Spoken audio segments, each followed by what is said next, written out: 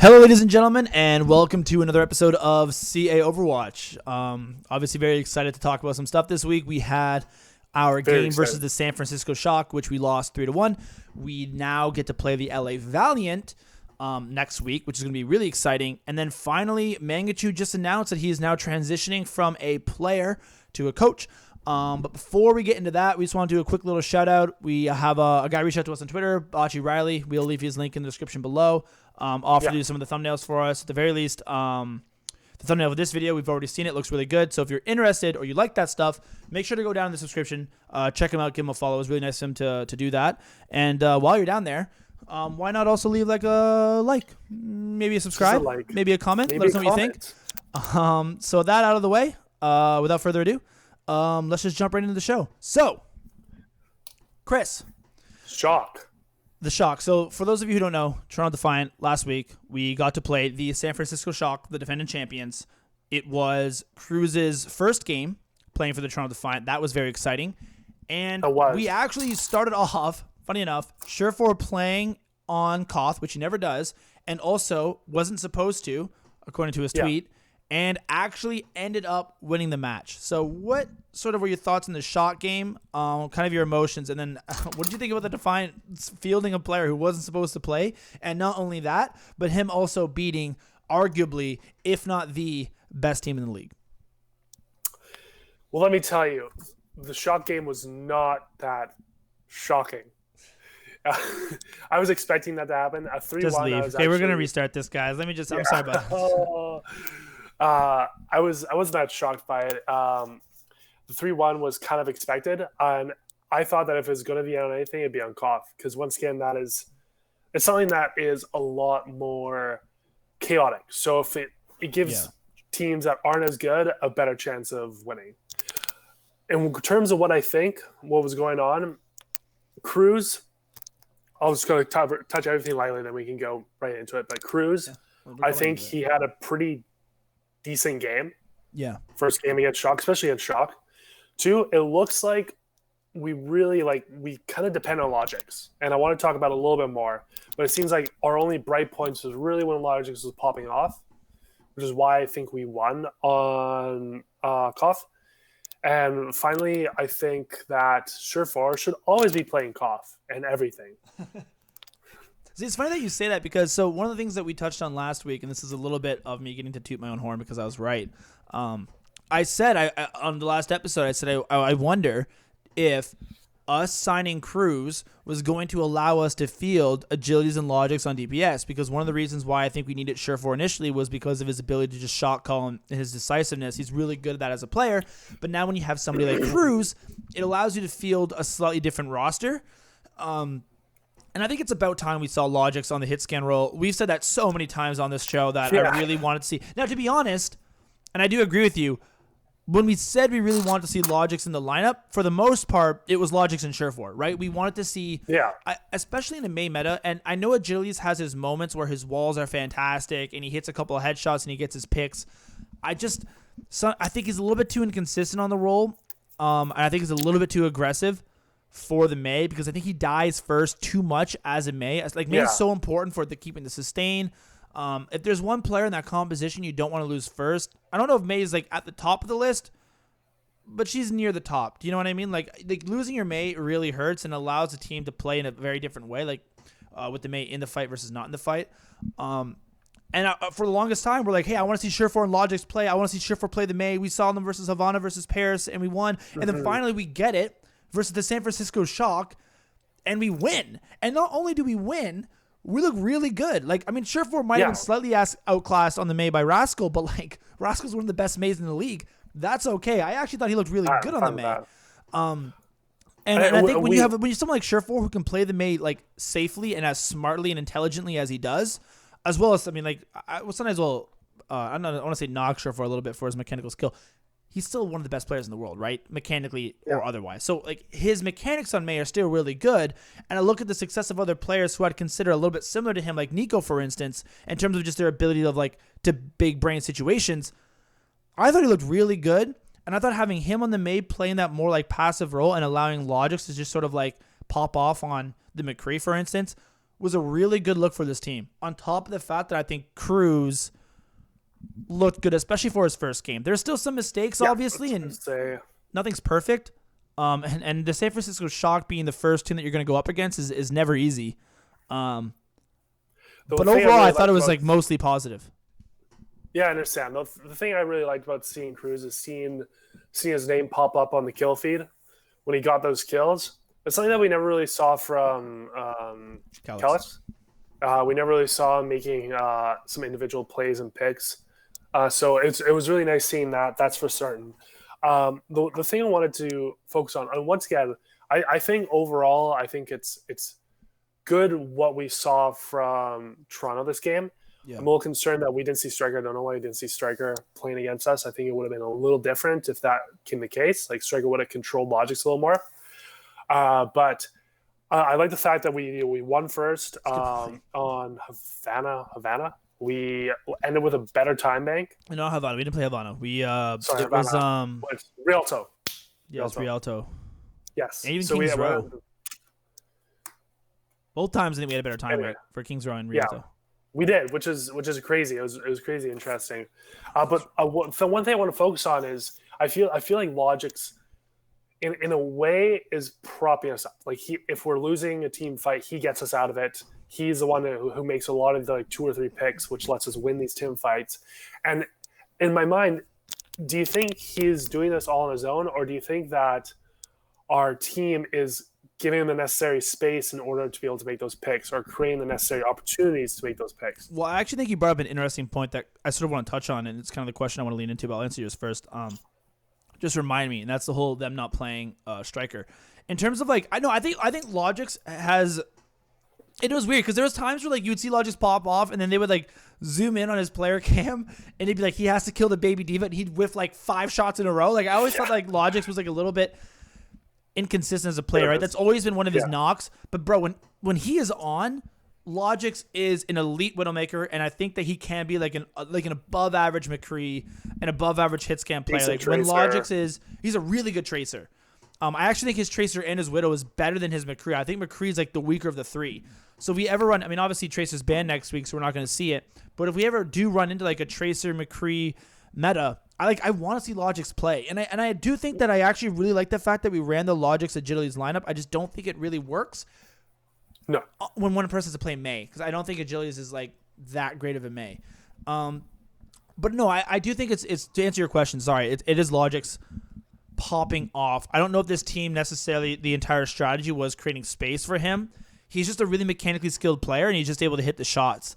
But the question I was to bring up to you, and that's sort of like one of the main things was this an instance? Because you said it wasn't that shocking. When you look at the scoreline, you see 3-1, Toronto won Koth. Not that surprising. But when you actually break down the game, this was easily a winnable game for the Defiant. I think we won. I think the most convincing map. Oh, I kind of figured the 4th map. I should have done the research. But it was arguably when we beat them on Koth. I know at the very least, Rialto and Kings Row were more than winnable for the Defiant. Like, more than winnable for the Defiant. I actually think that even the 4th map, which I'm kind of blanking on, the 2CP, even that was winnable because we full held them. We full held them on second point. They only got 1 tick, and then we just like couldn't even get a single tick from attack. So I tweeted this out before, and I was like, no team is better at like giving their fans hope and then just throwing it away than Toronto and their franchises, because Kings Row was winnable. Had Mothna hit the most insane 3-person boop I've ever seen in my entire life. Rialto was winnable. We just made some crucial mistakes, and again, it was like Achilles had Blizzard, dies first without using Blizzard, and then we couldn't get that for the next team fight because they regrouped faster than we could. So in that respect, I think the Toronto Defiant did a lot better than a lot of people had predicted. So the question after that long rant, and I'm sorry, I wanted to ask you was this an instance of the Toronto Defiant being really good and punching above their weight class, or was this an instance of the San Francisco Shock maybe looking bad / coming back down to earth? Well, I feel like I think it was San Francisco Shock coming back down to earth, or just not looking too great. Because when I think about it, what times were we doing really well? We were doing really well when Choi Hopen was not playing Sigma. Yep. He was trying out something different. Whenever he came on a Sigma, he easily outclassed Nevix. Yeah. And then they started to win. Like they brought they brought him back on Rialto, and Kings Row, and they just rolled that. So I'm pretty sure it was just. I feel like Shock was. They knew that we were not a strong team, so they were trying out a couple different things. Yeah. And because I don't know why you'd switch off the Sigma as Choi Hoban if you're easily clapping us when you're mirroring it. And it wasn't working for a little while, so they just went back to what they knew and they clapped us. Yeah, and it's funny because I was trying to argue with you here, but I actually had the exact same position, whereas I think that's one of the reasons why you didn't see Striker play was because maybe they were like, hey, it's the Toronto Defiant. We can field Architect and Rascal and see how that goes. Because you didn't see Striker or Ans, which I would have expected in the McCree role. You saw them run like Echo on both attack and defense on Rialto. You saw, like you said, Choyobin switch to Sigma. One of the things that was really annoying about this game was it just seemed like I expected Nevix to be a really good Sigma. And I'm not saying he's not. Like, it's no shame that he goes outclassed by Choyobin. I think almost every off-tank in the league is. The inability for Nevix and Beast to land a halt, gravitational flux, combination, like, triggered me. Like, I mean, I didn't go through all of it and break down every single one. It just seemed like consistently, every time Choyobin went up there, boom, Smurf hit him with a halt, and they get like 4 or 5 people, or at the minimum like 3 people. And then every single time Nevix would do it, he would just like click it and then throw it up there. Like there was never that coordination between both of our tanks, and I'd really like to see that change moving forward because I don't think it's, in my opinion, that's just a team coordination shot calling thing, and that's like easily fixable. Like Nevix might never be as good at Sigma as Choyobin, and I can live with that. But I think them getting their combinations together is something that is absolutely fixable for this organization. Yeah, and that's really weird because that's like an obvious combination. One thing that I watch a lot is CarQ reviews when he breaks down plays. It's good. And I sit there, I'm like, okay, wow, there's so much coordination that I'm just not present. Yeah. And with something as simple and obvious as halt into accretion, or not accretion, halt into Sigma's gravitic flux, then like what else are they missing, right? What other coordination that's not obvious to a couple of noobs like us? What are they missing? Yeah, so that was a bit concerning. I also agree that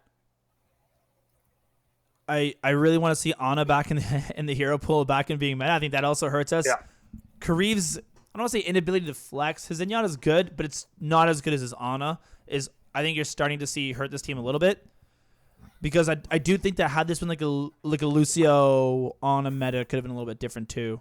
Instead of Baptiste Zen, like our team really isn't good for a Baptiste Zen May meta. I think we've been a little unfortunate this year that Baptiste Zenyatta May has been meta for like a lot of different weeks because I don't think that suits our team very well at all. So go for it. One thing I did want to point out is I don't know why we weren't running Mirror for supports. Like they're running Moria.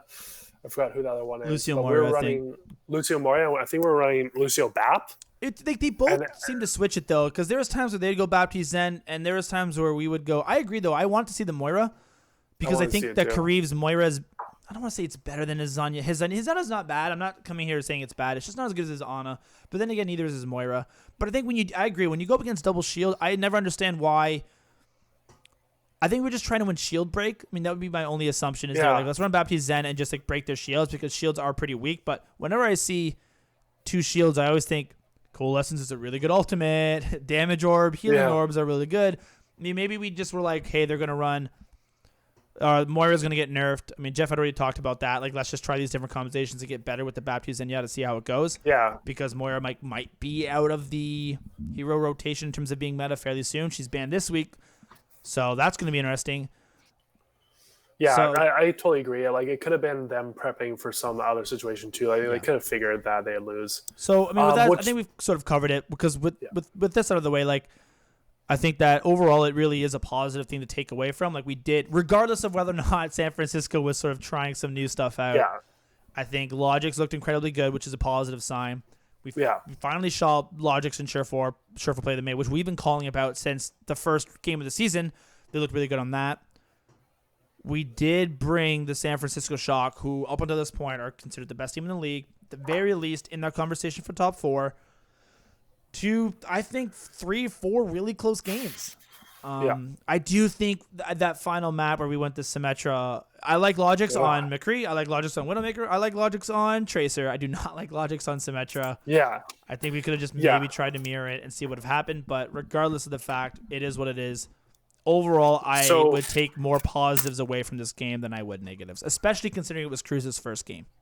Yeah, I agree. I'm pretty neutral, but with that being said, let's move on to Valiant. What are you looking forward to in that? So this, in my opinion, this is probably the biggest match for the Toronto Defiant the entire season. I think we talked about it on when we had Dominique on the show a week and a half ago about the Ultra, like a make or break game. This, I think, really is a make or break game for the Toronto Defiant. Yeah. This is a team that they have an opportunity. I can live with a close-ish loss to the Shock, and I can live with a somewhat close loss to the Gladiators when Roki had to step in and play. These are things that I can live with for this team. Yeah. I'm still annoyed we lost to Houston twice, but that's fine. I'm trying to put them in the past.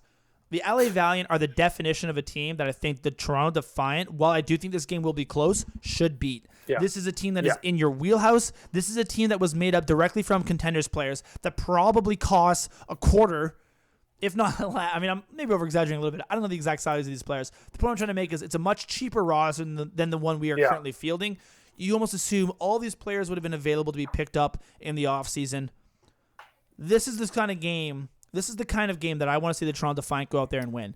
Ideally, it's somewhat convincingly. I don't think it will be. I'd like to see like a 3-0 or 3-1. It might end up being a really close game, but we have to beat a team like the LA Valiant. If we can't beat teams like the Houston Outlaws or the LA Valiant, I don't know how much hope there is for this franchise, especially in this year in terms of being able to push that, like even like a top 15. I think if you lose to the Valiant and the Houston Outlaws, I don't understand how anybody can make an argument that we're anything other than a bottom 5 team in this league. Yeah, and anything other than a Boston Uprising echelon team. Well, yeah, like we beat Boston and Washington great. We beat Boston, like we have like I think 4 wins. Boston's 2 of them, Washington's 1, and then we beat Paris when Hunbin and couldn't play. Yeah, pretty much. So it is definitely make or break. But what for you are the keys to the success? How are we going to win this? I think the best part of the Valiant is their TPS lineup. Shax, KSF, KSP, they're really good. Their DPS lineup is really good. So we just have to I think our key is going to be though figuring out getting a good read on the meta. It's a very interesting meta. I think Moira's banned, Orissa's banned, May's banned. Chris, help me on the last one. Who else is banned? Who's the final DPS player's banned? Tracer. Thank you, Tracer. So I do expect like a Reaper McCree meta, and I think a Reaper McCree meta like fits this team really well. I expect Ryan Diva, Reaper McCree, Lucio, Ana. Yeah. I can't think. Ryan Czar? Maybe, hopefully not. It's going to be Ryan Diva. I can't think of a better meta for this team other than that. Because Surefour can play the Reaper, which is one of his better heroes, and you can put Logics on the McCree, and you can play Logics in Surefour, and Kareev gets to play Ana, and Kruise gets to play Lucio, and Beast can play as Reinhardt, and Neves can play as Diva. Assuming that's the meta, maybe I have a misread on the meta, and if it is, that's fine. I'll take that L in the chest. If that's the meta, we have to win. You know what I mean? If it lines up perfectly for us and we still can't win this match, it's going to be heartbreaking. I also think that if we lose a DPS matchup, I still think we'll outclass them in the support and tank roles. I know that Kareev has a lot more carry potential than Lastro and Rain. And that Beast is a little bit less certain, but I think that Beast will outclass McGravy, Dreamer. I still like so I think McGravy is actually a pretty good off tank, and I do think Rain's a pretty good main support. I agree. I think that Beast's Reinhardt has actually looked pretty good this year. Nevix has looked really good on the Diva. I think I completely agree when Kareev can play his Ana. I think he's one of the best Anas in the league. And it really adds a lot for this team. I think a key for this team is going to be able to figure out the DPS lineup they're going to run. Maybe it is a Doomfist sort of thing. I'm not entirely sure the thing we line up for, but I assume it's going to be Reaper McCree.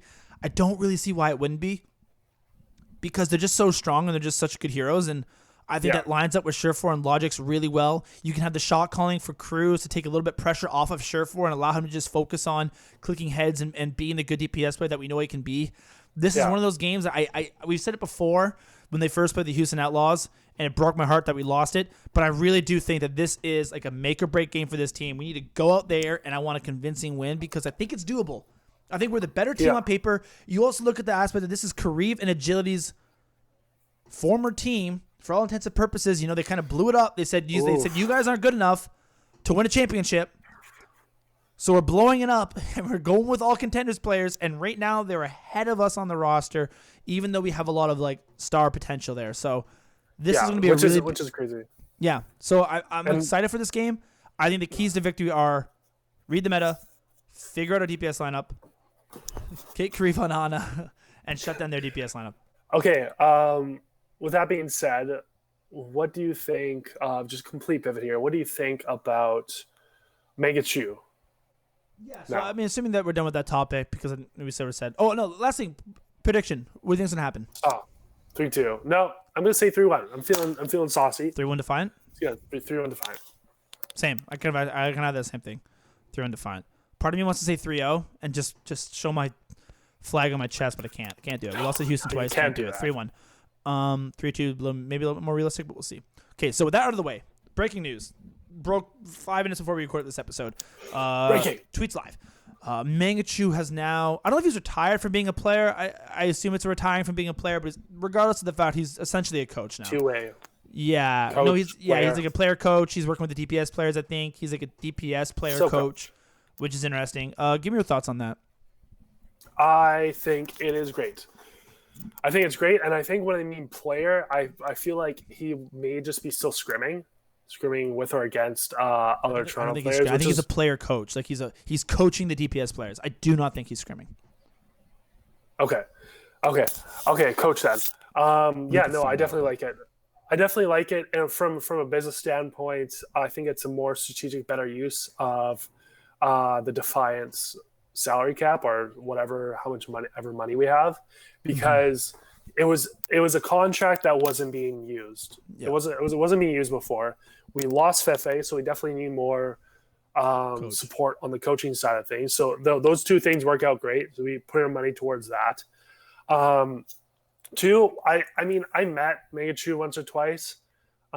See him play. Seems like the type of person that's a little more analytical, has that demeanor that is analytical, helpful in that sort of way. So I feel like it would definitely suit him. Yeah. In that sense. Obviously, that's just my take on it. Could totally be wrong. I don't know the guy personally, but I think that by knowing from what I met him, he seems like a person that seems like a mentor type of figure.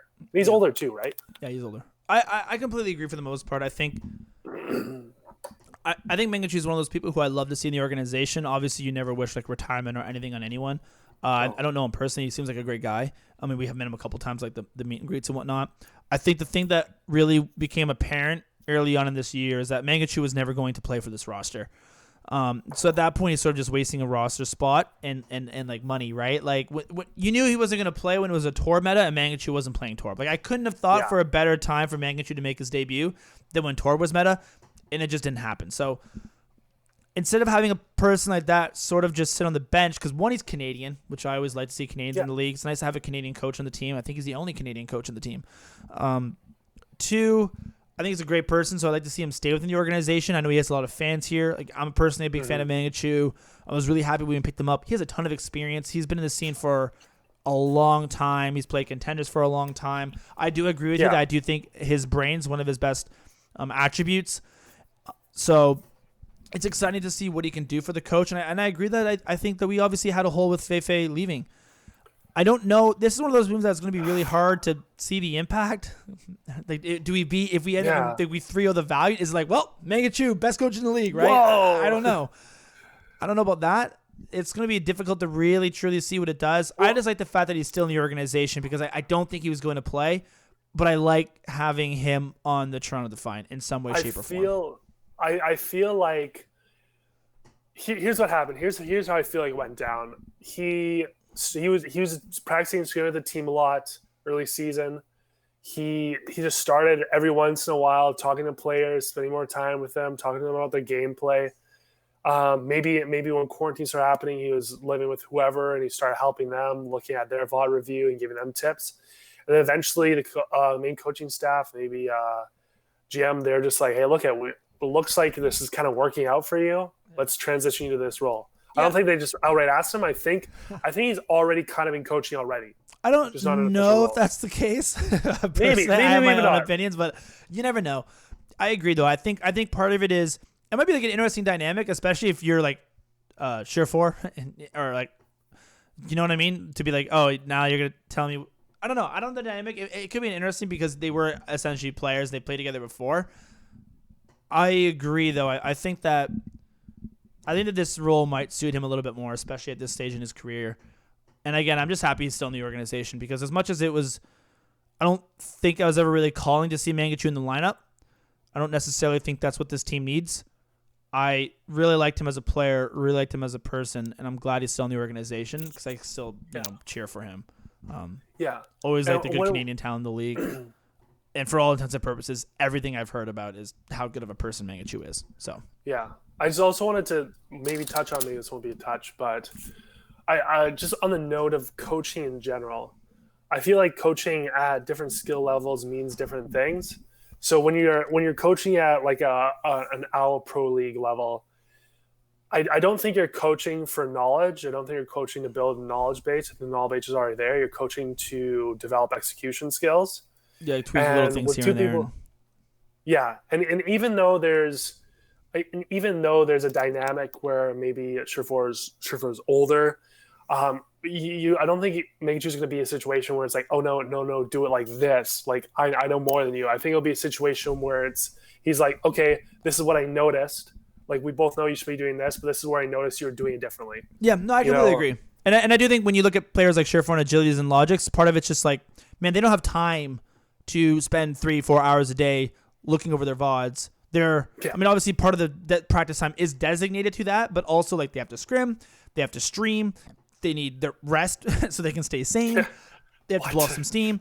So I think it's really good to have somebody like Mangachu who, when they aren't reviewing their VODs, can go in and like add that extra sort of perspective to it, right? That unbiased opinion, and really take it down from obviously someone who used to be an elite DPS player and give their perspective too. So I agree with you. I like the move. I assume he's going to just stay coach, and we'll see if this is something that continues moving into next year. Who knows? If it's really successful and we like the results, and all of a sudden the Defiant are able to turn the season around, he might get a promotion. We might see him in 2021. You never know. So with that out of the way, Chris, I think we've sort of covered everything I want to cover. Yeah. Again, if you guys enjoyed this or you completely disagree with us and you think we don't know what we're talking about, please let us know in the comments down below. We got in a little bit of debate in the previous one. That's always fun in terms of who should play Echo. Yeah. So let us know what you guys think. Leave a like or dislike, whatever you want to do. Subscribe, either way. And thanks so much for listening. And we will see you guys next week. Thank you so much. We will cover the LA Valiant game. We're actually going to start doing some Toronto Ultra stuff too. So if you're interested in that as well, stay tuned for that. Anyways, I'm Spencer. This is Chris. I'm Chris. Hi. Enjoy. Bye.